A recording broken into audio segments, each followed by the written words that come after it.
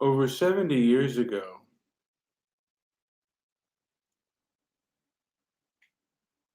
communists were stopped from taking over the motion picture industry.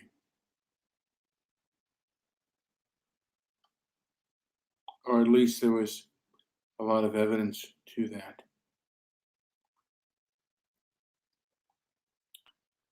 Brainwashed leftist. And there are brainwashed, I guess I would say rightists or conservatives, of course. But it is the brainwashed leftist that have the establishment and will shut down freedom of speech.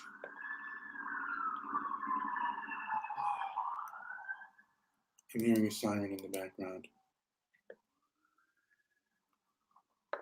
I wanted to just, and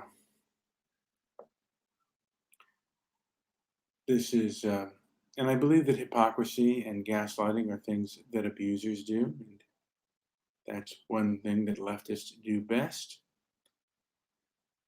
And I'm reading this, and this is, I've never heard this before, but why the left can be violent and hypocrites, and you cannot. Herbert Marcuse's Repressive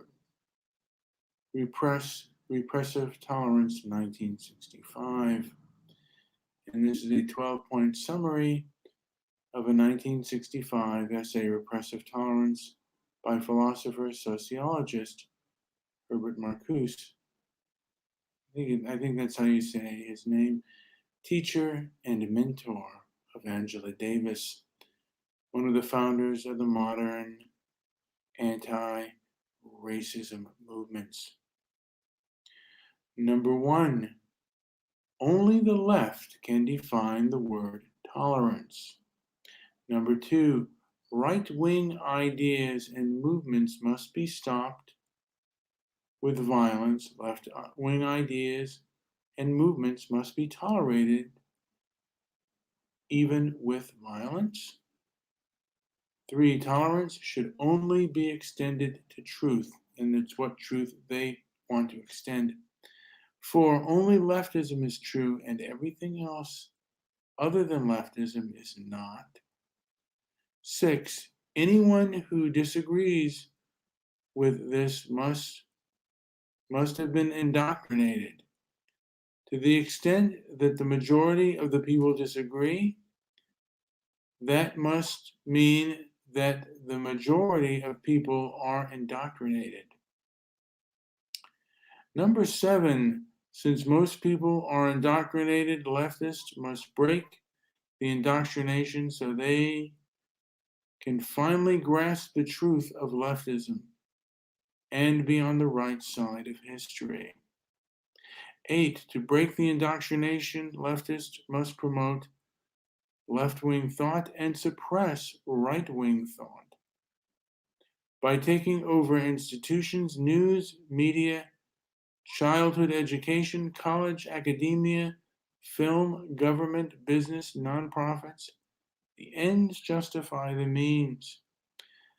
9, promote left-wing thought throughout its accomplishments by changing establishment universe of meaning and actively presenting information slanted in the opposite direction, e.g. propaganda, political correctness, deliberately omitting data like crime and race statistics from journalism and the news, quietly changing the meaning of words like racism from treating everyone individual as a human being, equality with looking at their race, to the prejudice plus power, using the equivalating fallacies and motto and daily fallacies in the argument. Yes. So actually, and it was the first one who is known to have coined the phrase prejudice plus power was Stokely Carmichael.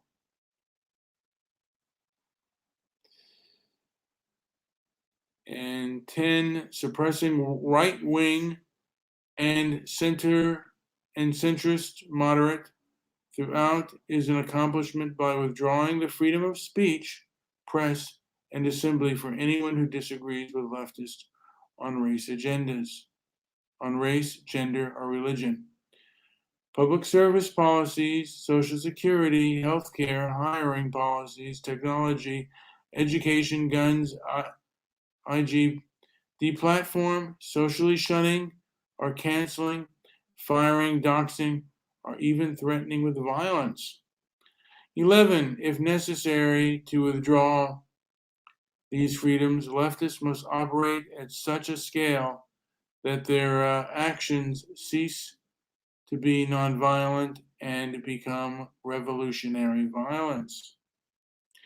12. Leftists who use revolutionary violence are not to be condemned by any leftist. They should always be excused by citing truth and history promoted by leftists.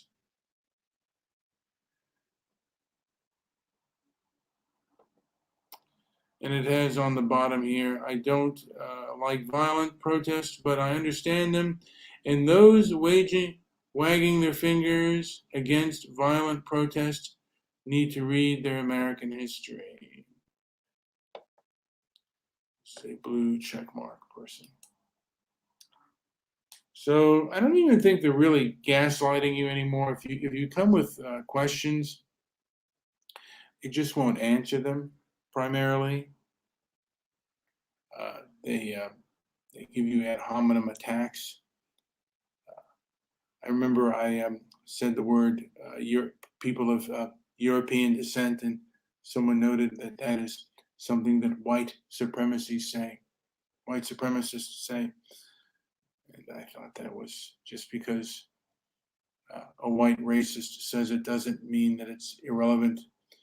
There were white racists against communism. Does that mean we shouldn't have stood hard against it? They want to control your speech and control everything else about you. And again, sometimes you have to fight, and other times you have to flee. I mean, a lot of times you may have to just flee. And a lot of this is economic and social, and they'll have you finding each other and the like. And I think what conservatives should do is realize that this is right now both economic and psychological, and they've been effective in that.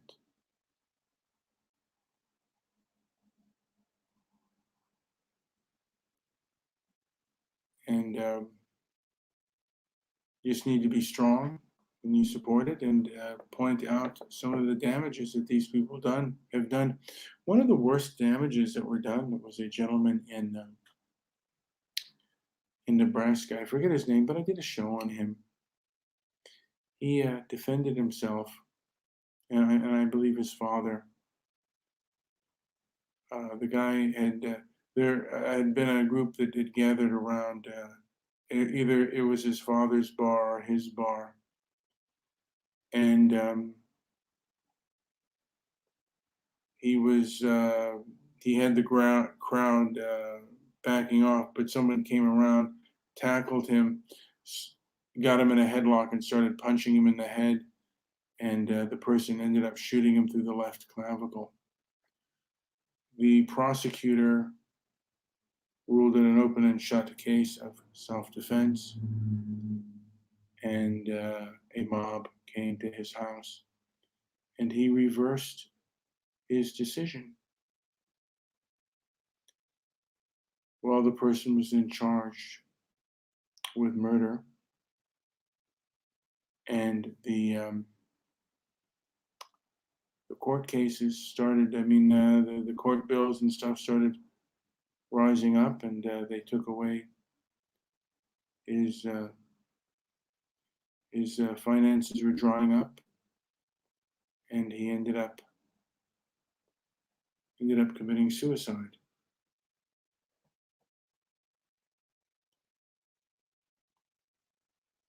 This was a clear case of mobocracy, and there are other cases where the mob has attacked, I would say, protesters that aren't aggressive, and then when they get aggressive and defend themselves, they're the ones going to jail. We see this time and time again.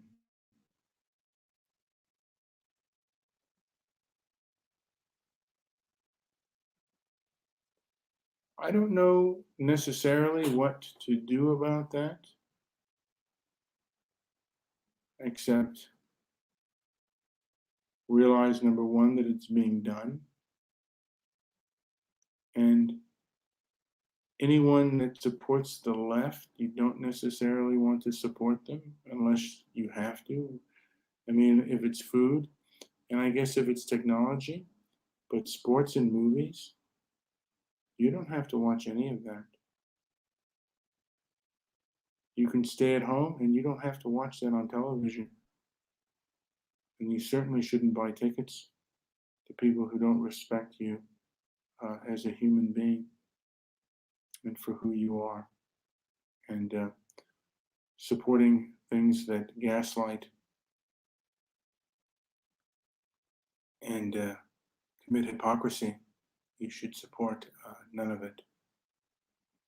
You have your money, you have your wherewithal. I think the solution can be economic. You should know other people who think like you or who think in similar ways and start to,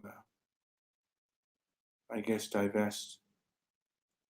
invest, and then also invest in things that respect you and divest in things that don't.